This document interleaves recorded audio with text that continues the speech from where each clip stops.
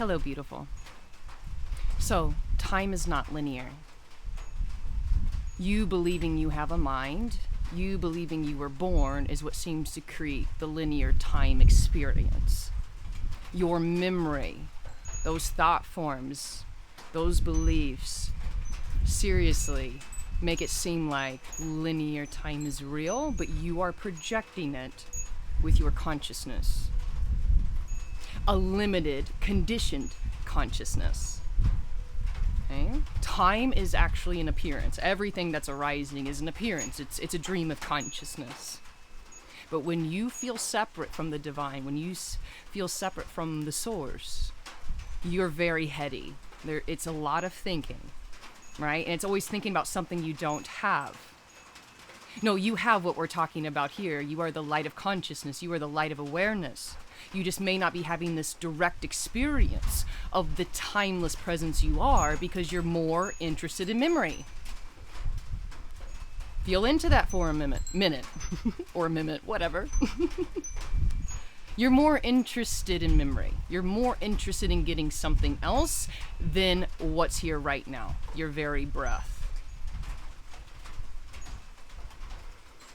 So you're creating your game out of your memory, out of your thoughts, and out of your emotions. This is why it's so vital to detach and realize that there's something here that's already awake, that's totally awake, that's totally alive, that's ready to jive.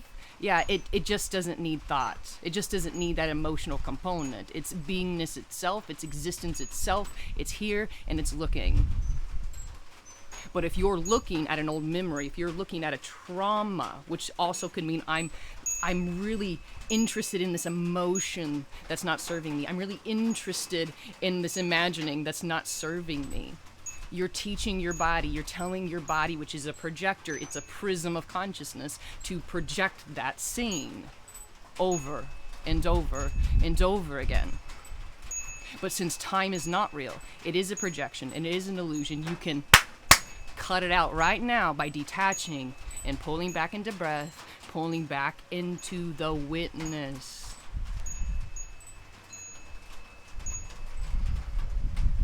Can you watch?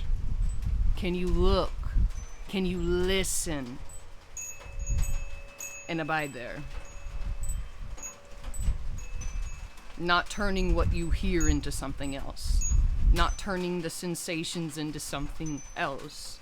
But allowing that vast void of the spacious awareness to alchemize it by just resting in that high vibrational space of witnessing, of watching, and of listening with your whole body.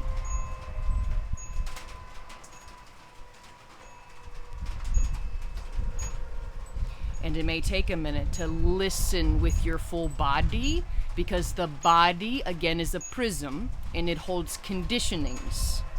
It holds beliefs and ideologies that your white light awareness shines through to create the rainbow, to create the hue, to create the you, to create the room, to create what we call the world.